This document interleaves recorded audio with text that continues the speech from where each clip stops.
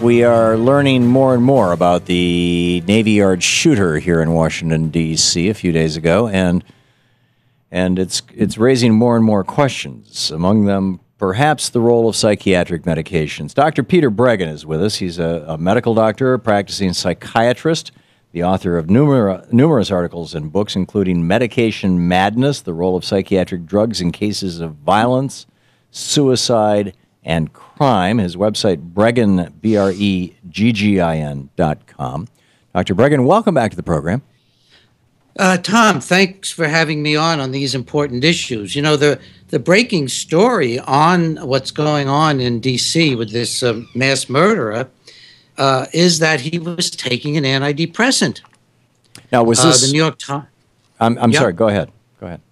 New York Times reported that he started the antidepressant 24 days before he bought the gun, and 26 days before the violence. He, when he had these symptoms of people seeing him and tormenting him through the walls of his hotel, he went to the VA in Providence. They started him on trazodone.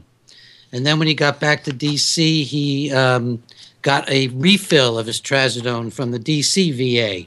So he was clearly on the drug. This is one of the most clear-cut cases where we have a single drug started a short time before the incident, well within the range that we expect this to happen, which is usually a matter of weeks, maybe 2 or 3 months, but usually a matter of a few weeks. And this just fits perfectly into that.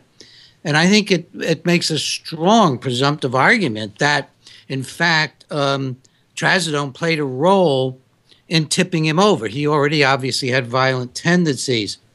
The label, Tom, for trazodone, like the other antidepressant labels, actually lists aggression and hostility as a part of a string of amphetamine-like symptoms. Can I just, we don't usually read on the radio, but can I read you this Sure. 2 lines? Go for it. All right, this is right out of the FDA-approved label. People call it the package insert. It's also known as the prescribing information.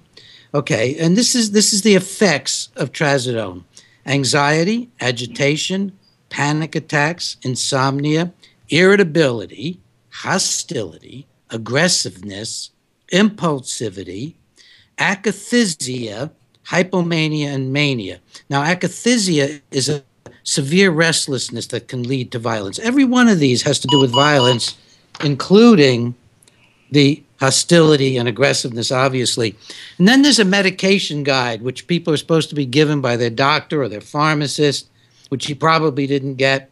And the medication guide for trazodone says to call a doctor if you have one of these warning signs. And one of them is, quote, acting aggressive, being angry or violent. Wow. And it's amazing. Wow. Is it with suicidal ideation, suicidal thinking also one of the things? Suicidal thinking is definitely one aspect of this. Yeah. And, you know, a lot of these kinds of crimes are also suicidal in nature. Sure. I mean, it's actually suicide going out in a perceived blaze of glory. I mean, this is the same thing as the suicide bombers in the Middle East. Instead of strapping a vest on himself and taking out 10 people, he went in with a gun and took out 10 people, but the effect was the same. What kind of drug, what family of drug is trazodone? Trazodone is excuse me about this sound. I'm going to hang up our connection on the other line. That's what it's doing. The trazodone is called an atypical antidepressant, and doctors all over the country are going to get on the air and say, hey, we just give it as a sedative at night. We don't even use it as an antidepressant anymore. And they're not going to tell you that it's an SSRI reuptake inhibitor. Does that sound familiar? Selective serotonin reuptake inhibitors. These, which is the same family of drugs as Paxil and what's the most famous one of all? Prozac. You wrote a book talking back to Prozac. Zoloft. Yeah. And the thing about it is that it's not selective. It's just a reuptake inhibitor of serotonin, but it also inhibits the reuptake of some other drugs. Right. But it's in that class of the drugs. So it increases the levels of circulating serotonin. And these drugs, these SSRI drugs, all of them have suicide or homicide associated with them. Do they not? They do. Yeah, don't worry about the sounds. We'll just. Okay, you can hear me shuffling around. It's hard to hear here anyway. Set up That's quite all right. Not to worry, Dr. Breggin. We're talking with Dr. Peter Breggin, a practicing psychiatrist and the author of Medication Madness, among other books. And he's pointing out that the Navy Yard shooter was on an SSRI drug. SSRI drugs have been associated with, correct me if I'm wrong, most of the mass shootings that we know of in the history of the United States. Is that an accurate statement? I don't think we have that kind of information, okay. But they've been involved with an awful lot of the mass shootings. The ones, you see, most of them, Tom, we don't even have a good chronology. Most of the mass shootings, we know the person was seeing a psychiatrist.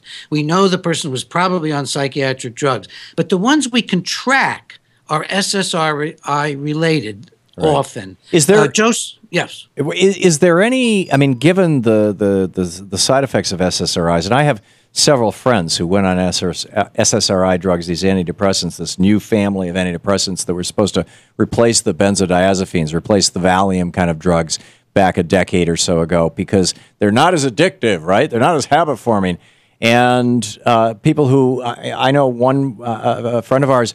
She went on I think it was Paxil after her father died because she was depressed about it. And that was 2 years ago. She can't get off it. Every time she tries to get off it, she goes through something like heroin withdrawal. I mean, it's just this horrible, depressed withdrawal experience. Is that common? And is it time for us to start questioning the efficacy or even the value of having this family of drugs in our pharmacopoeia? Yes, to everything you're saying. It can be horrendous to come off of this group of drugs. The patient can experience horrible shooting, electroshocks in the head, weird paresthesias down the arms. All kinds of bad stuff can take place. People can get very disturbed, very anxious, suicidal. The withdrawal from these drugs is very serious, and a lot of people, Tom, even with good help, have a terrible time getting off these medications. And the thing I find amazing is the doctors today, psychiatrists today, they've gotten sensitized to the benzo drugs. They're reluctant to give sleeping pills for more than 6 months at a time, or Valium, day-to-day drugs. The Valium and Zoloft, correct me if I'm wrong, I'm not an expert on this stuff, but or the sleeping varieties, the Halcyons and the Restorils and things, because the benzo drugs do have a kind of an addictive somewhat nature, but they're not reluctant to give these SSRIs, which appear to be even more addictive. Let me make a distinction. I mean, the points you're making are good. I'd go further than you're saying. The benzos are highly addictive drugs. Sure. They really are very seriously addictive. No one should take them for more than a few weeks unless there's some very special reason, because they become, by 6 weeks, you can be worse off than you were before. Studies show that if you're taking Xanax, which is one of them, by 6 or 8 weeks, Tom, you got more panic than you did before, and you can't get off them. Yeah. The difference with the Paxil drugs is they're not fun. They don't give you a euphoria usually, or it's very short-lived. So the person isn't trying to get more and more of it. The person just can't get off of it. And that's a little different phenomenon. But they become, once they're on it, they're a lifetime customer for the drug companies, which is what the drug companies are all excited about. That's right. And another issue you raised, Tom, is that the research actually shows they don't even work. Yeah, and that's the scary stuff. We've run out of time, but Dr. Peter Breggin, people can read all about it over at Breggin, BREGGIN.com, and read your book, Medication Madness, The Role of Psychiatric Drugs in Cases of Violence, Suicide, and Crime. Thank you for the great work you're doing, sir. Thank you. Thanks for having me on. And thanks for coming on our program. 15 minutes past the hour. We'll be right back. This is the Thom Hartmann Program. Was this suicide by cop, and if so, was it driven by pharmaceuticals?